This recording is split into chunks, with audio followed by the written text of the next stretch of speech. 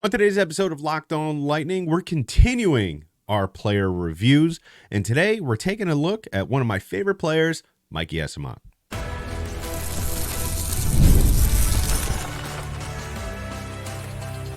You're Locked On Lightning, your daily podcast on the Tampa Bay Lightning, part of the Locked On Podcast Network, your team every day.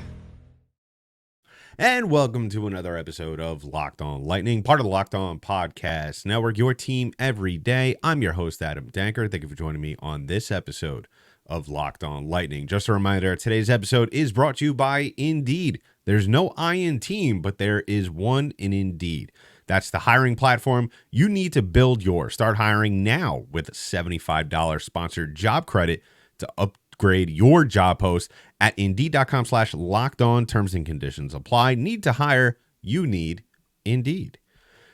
So we're continuing our player reviews on today's episode of Locked On Lightning after taking a very brief hiatus yesterday, obviously deservingly so, as the news broke that Ryan McDonagh was traded to the Tampa Bay Lightning in what was, I think, a shocker to everybody, including myself, that covers this team.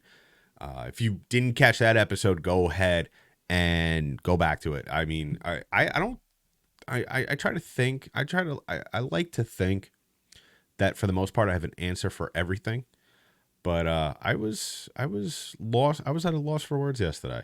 So go ahead and check out that episode. But on this episode, like I said, we're continuing our player reviews, and we're taking a look at Michael Eyssimont.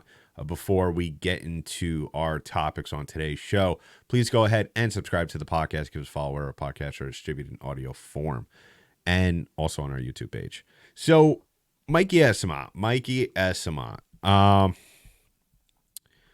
Well, as we all know, I mean, he was traded to the Lightning not too long ago. But you know what? The one thing that I always say about players that have been traded to the Lightning, especially in the middle of a season, is that, you know what?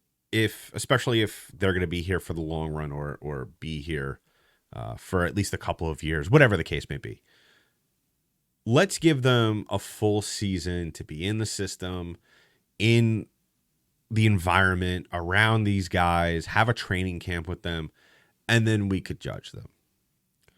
And that's what Michael Eyssimont did.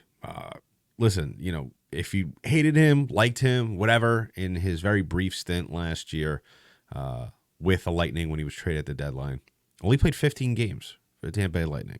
Only 15. Played 81 this year, had 11 goals, 25 points. And I will say, and if you want to follow along, go ahead on the Hockey Reference page just to take a look at his numbers. Also, take a gander at his picture on Hockey Reference. Actually, a really funny picture. I don't know why they're doing him dirty, though. Why don't they just put up a picture that's a little bit more recent? But when I think about Michael Eyssimont, when I think about his role on this team, when I think about his skills, I think about a guy who is still trying to find his groove, not only with this team, but in the NHL. He's 27 years old, but there's just something about his game that we're just waiting for just everything to fall into place with him. The theme that really we've had all season with him, outside of just really his spectacular physicality, which we'll get into in just a minute, is he's always, whether it be a couple inches to the left, a couple inches to the right, or a couple of seconds behind, or too soon on a shot, he's just right there on the cusp of going from a guy who didn't reach a career high in goals until this year, and also eclipsed the 20-point mark for the first time in his career, to a guy that I think that when it all clicks will be one of the more solid third line forwards in the league. And I think that, though, the one thing you have to keep in mind, other than the fact that this was his first full year with the Lightning, is you have to take into consideration that he has never played more than 54 games in his career. And I think that really, really speaks a lot to just him not being able to get, in my opinion, maybe a fair shot in the NHL. And also you kind of look at, who he's played for and kind of dissect that as well as to whatever conclusion you would like. Is started out his career at Winnipeg. Say what you want about Winnipeg. Yeah, they had good goaltending from during his duration there. My opinion, I mean, like I said, I didn't even know he played for Winnipeg until he was traded to the Lightning. But so I can't really speak to how his time there was and, if he got a fair shake. But you look at San Jose during his time there, 22-23, not a good team that was in the middle of a rebuild, still in the middle of a rebuild. A team that obviously has no qualms about trading away good quality players to the Lightning, Barclay Goodrow, Michael Eyssimont, Anthony Duclair, who's going to be next year from San Jose. But I will say coming to Tampa Bay has definitely helped his game, obviously, because he's playing around a better quality of players, a better group. I mean, I'm not saying, the other teams had bad locker rooms. I'm just saying what we know from this leadership group in Tampa Bay is they just have a knack for getting guys on the same page, whether it be in a span of a couple of games or a guy like Mike Eyssimont, who, we're still trying to figure out what is going to be his calling card. Obviously, right now, his calling card is physicality. That's the one thing we could say about him. I mean, really jumping off to another thread real quick. I mean, listen, he was really one of the more solid players, I think, on this team that you could really bank on to go out there and just disrupt the flow of a game. Obviously, it can't fall all on him. He's not that kind of player. He's not a game stopper when it comes to physicality. He doesn't hold that place on the team yet. I look at this Lightning team, probably the big banger thus far on this team is maybe we could say Tanner Jeannot. But listen, I mean, we also have a bunch of guys on this team that could definitely throw their weight around. So it's not really that the Lightning are in need of someone to just kind of be the physical leader on this team. But I will say that Eyssimont really has showed, how, I mean, there's really no other way I could really phrase it, but how really vicious he could be at certain times. And I mean that in the most positive way. Because, there was times throughout this year where he went after guys that were really much bigger than him. And, that's something that wears a player down, especially if really, physicality is a big part of your game. And it didn't seem to slow him down. It's a part of his game that clearly comes natural, something that is very sustainable. Now, like what I alluded to before and began talking about, and something that we've talked about pretty much all year with him, is just, he's still trying to figure out the offensive side of things. I think that this year, in terms of stats, I think really that is a great start in the right direction. And who knows, maybe he's due for a breakout season this year. I mean, next season in 24-25, obviously that goes into later when we talk about our expectations for this upcoming season. But all signs are pointing in an upward trajectory for Mike Eyssimont here in Tampa Bay. And, it's one of those things where up until yesterday, obviously with the Ryan McDonagh trade, there was some question marks as to where, whether the Lightning, what moves they were or may not make in the offseason, bringing guys either that could score or play physical or do both. If you want to refer to my Armchair GM episode, go right ahead. We probably have to do a new one now with the addition of McDonagh or an abbreviated one. But there was no doubt, I think, in anyone's minds when you come across Mike Eyssimont on the roster sheet that he's a solid player. He's a guy that's going to continue to figure it out offensively, but he has a ton of speed. He has sneaky speed. We haven't even been able to get into that, but really that's the best way to say it. He's got sneaky speed. He could throw his weight around for a guy that's really not overly physically imposing. And I think that works in his favor. And I think that if he just gets that offensive part of his game to him, if he could maybe get things going early on, we might be sitting here around this time next year talking about Mike Eyssimont being a 20-goal scorer, which I think is something with some of the chances he's gotten this year and where he wasn't able to capitalize and finish on those chances. I don't think that prediction is too far off. And what has really been the real theme of all these player reviews is who they're playing with.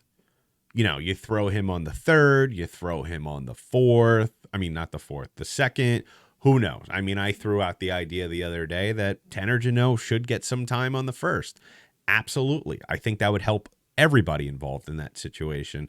And I think the same thing can be said, not full time, but we could sit here and possibly have the conversation about Eyssimont getting some time here and there on the second line. We'll talk about, obviously, all of that later on when we get to expectations, but as well as coming up right now in just a little bit, is he ready for a move up in the lineup? We'll talk about it. I mean, listen, I could talk about this all day, but obviously the way the show is formatted, we can't do that. So coming up in just a little bit, we continue really what I have alluded to. Can he play up in the lineup? We'll talk about that coming up in just a little bit. But first, we're going to talk about our first and only sponsor on today's show, and that is our friends over at Indeed. Now, listen, if you haven't heard of Indeed, listen up, because if you're trying to hire right now, it is the best platform out there for you to go hire. Now, listen, there's no I in team, but there is one in Indeed, and that's the hiring platform you need to build yours. When you're hiring, you need Indeed. Indeed is the hiring platform where you can attract, interview, and hire all in one place instead of spending hours on multiple job sites searching for candidates with the right skills. Indeed's a powerful hiring platform that can help you do it all. They streamline hiring and powerful tools that find you matched candidates with instant match. Over 80% of employers get quality candidates whose resume on Indeed matches their job description the moment they sponsor a job, according to Indeed Data USA. So start hiring now with a $75 sponsored job credit to upgrade your job post at Indeed.com/lockedon. Offer good for a limited time. Claim your $75 job credit now at Indeed.com/lockedon. Indeed.com/lockedon. Terms and conditions apply. Need to hire? You need Indeed. So as always, I want to thank you all for making us your first listen of the day. If you haven't already done so, please go ahead and subscribe to the podcast as well as on our channel on YouTube. I mean, we're growing. And I love all the back and forth that we are having on the channel as well. I mean, especially the back and forth we've had over the last 24 hours with the Ryan McDonough trade. All the ideas that all of you have thrown out to me about not only lines, but also your opinion on McDonough and, his contract and all that. I love it. As well as on Twitter, love the back and forth that I've been seeing from all of you. Go ahead, if you want to continue that conversation or start that conversation with me, go ahead to my Twitter page at DankyDank, DENKYD8NK. And if you're not aware, if you're new to the podcast, I also provide work. I'm the editor at Bolt by the Bay. So go ahead and check out my work there. I'll be putting out some stuff about lineups, about we're having an article coming out talking about Anthony Cirelli. We're definitely going to have one talking about Ryan McDonough. So check that out at boltbythebay.com. So I really saw, like I said, just to restate what I said, I really saw a lot of good things out of him this season. A lot of things that I think that, yes, he's 27. For some people, that is not something that you like to hear when you associate a player growing their game. I get it. You know, it might frighten some, especially when the Lightning are 100% in win now mode, regardless of what the results have been over the last 2 years. But, you know, with the addition of Ryan McDonough and with, I think, the flexibility that this team has to kind of play with the lineup a little bit, get a little creative. I talked about it on the Tanner to No Trade episode review. Go ahead and check that out. I talked about it really on pretty much every player review we've done on thus far, where I talked about, you know, the Lightning don't have to necessarily follow the conventional format when it comes to putting out the first 3 lines. Obviously, your 4th line is kind of like your sandpaper, your grit line. Go out there, disrupt, aggravate, all that fun stuff. But 1 through 3, you don't have to necessarily follow the traditional format that we see through the first 3 lines of an NHL, you know, forward line. And, you know, the same could be very well said for defensive pairings. But right now we're talking about the forward lines, which is why I don't think it would be the worst thing in the world. Obviously, unless he shows us some spark of offensive production more than what we saw this year, as well as kind of coupled with maybe some struggles from other players, it wouldn't be the worst thing in the world to get Michael Eyssimont on that second line. Obviously, his place right now is on the 3rd line on the wing, but if you've listened to my other episodes of the player reviews, those lines aren't exactly set in stone. You know, if you want to follow along on Daily Faceoff, go ahead. So let's start off real quick and look at Anthony Duclair. Obviously, let's just act like he may not even get signed, because, listen, I would love to have the Duke back, but at the same time, in his postseason exit interview with the media, from what he said and how he phrased things, I'm not very optimistic that he is going to resign back in Tampa. And I think a lot of people feel the same way. Now, we're operating under the assumption, as maybe a little far-fetched as it might be at the time due to the Lightning cap situation, that they are going to sign Steven Stamkos. Let's just assume in this scenario that they bring him back. Now, we're talking about, and this all connects. So if you haven't watched any or listened to any of the player reviews, go ahead, because it really does all connect. It's like a bunch of hockey Marvel movies, if you want to equate it like that, except no post-credit scenes. But so just to recap those who maybe missed real quick and have no idea what I'm talking about, I have proposed we have Anthony Cirelli on the first line with Point and Cooch. For the second, let's say for the sake of argument, because some of you kind of are split on this, we have Stamkos, Paul, and Hagel. And then our third line, this is obviously where things get a little hairy. You could put Eyssimont, Chaffee, and then honestly, I wouldn't be upset with Glendening down the middle. Obviously, you know, there's room for improvement. And then there's also the ever-looming prospect of Connor Sheary possibly coming back. Who knows? But I think Eysimont's gritty enough. You know, obviously the face-offs are going to need to be a little bit better. But I think he's gritty enough to play down the middle. Especially this year with, you know, what we saw out of him and the maturity level. You know, and that also opens things up to bring, you know, like a Cole Koepke. If you want to leave Glendening on the fourth and move Jeannot to the wing on the third, when he's not getting that ice time with the first line with Cooch and Point, you can roll out an Eyssimont, Chaffee, Jeannot line.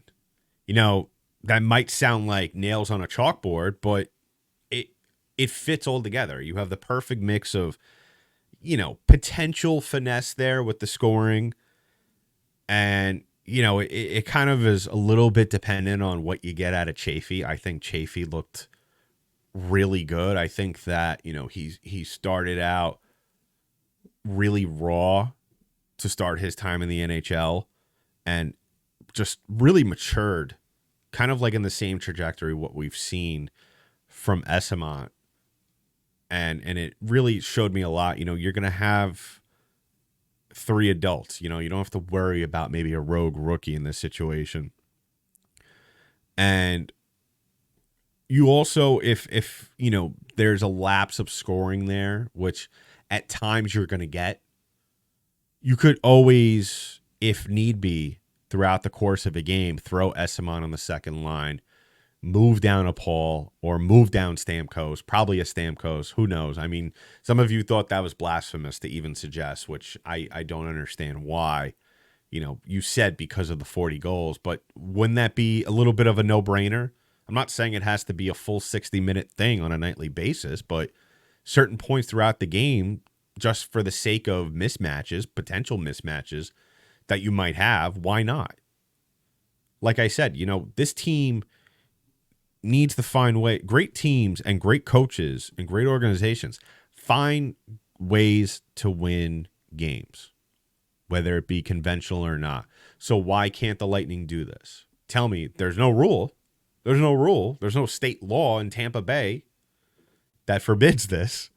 So why not? And I think that only what you're doing in this situation is providing Mikey Eyssimont with more opportunities to grow and to get better. And that's something that really, like I said, he has not, in my opinion, had too much time or too much experience being able to afford it to him in this scenario.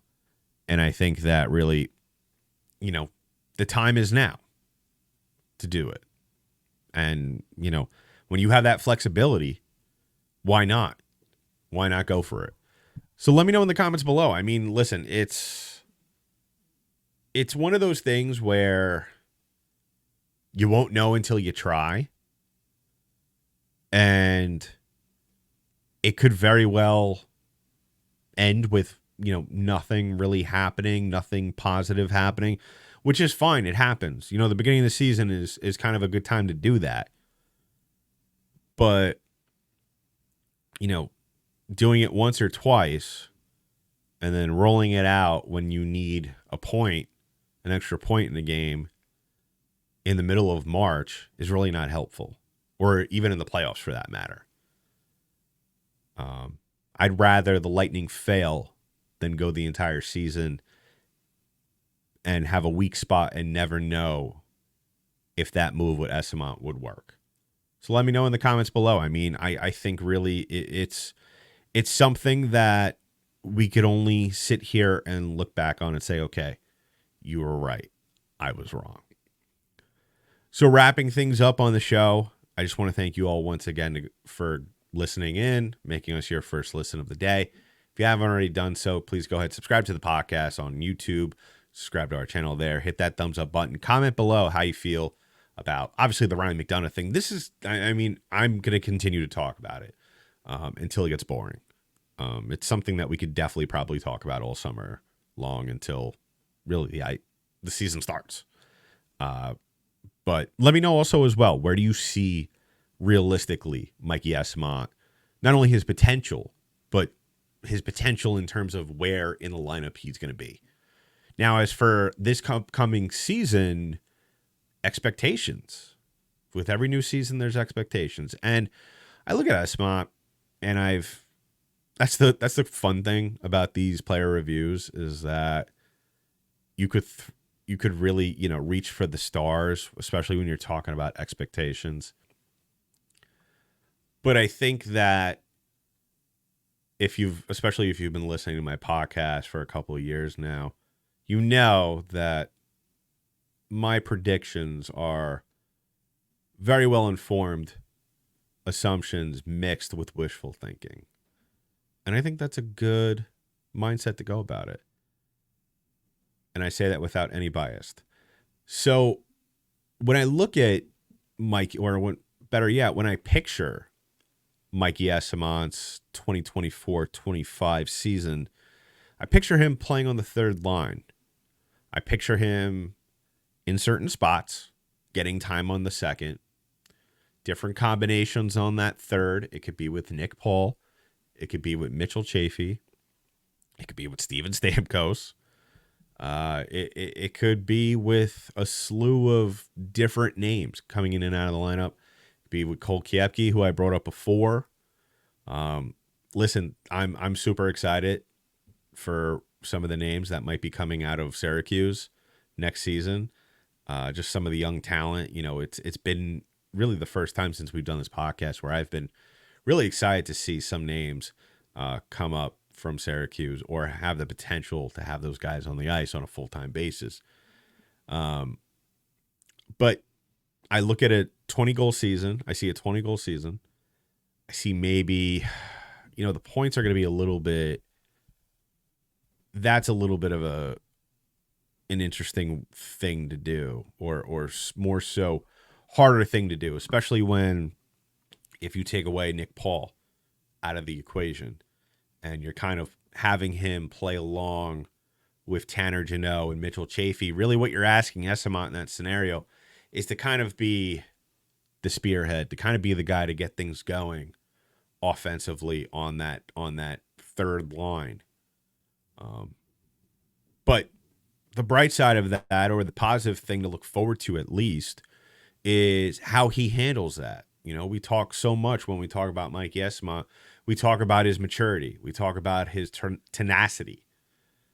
And I think that being in his second full year with the Lightning, playing down the middle, being the leader of that line, with two guys, one who needs to prove that his second year in Nashville wasn't a fluke, and the other guy who is still trying to make a name for himself in Tampa Bay.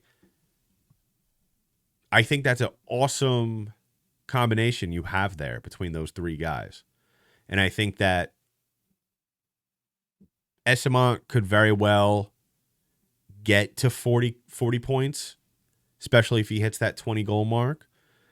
I'm not going to put him up close to Nick Paul numbers just yet, but what I'm saying is that that's really his ceiling at the time. And I really hope, you know, he breaks through to that. But if he does take that center position on the third line, really the important thing is going to be his face-off percentage and really how he is able to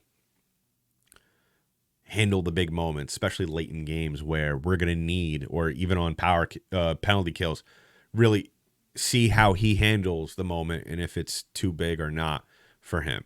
So let me know in the comments below. We'll be back tomorrow as well as Friday. We're going to be doing a mailbag episode on Friday. So make sure to drop your questions really below this video or tomorrow's video. I'll be recording Friday's episode tomorrow night. So make sure you get those out. So I'll probably start recording around 5-6 o'clock. So you definitely want to get those in before then. Because if you get them in afterwards, obviously I won't see them and won't address them until next week. So make sure to do that and drop a comment below. How do you felt about Mike Eyssimont season and how you feel about his season next season in 2024-25. So that's been it for this episode of Locked On Lightning, part of the Locked On Podcast Network. I'm your host, Adam Danker. I'll talk to you in the next one.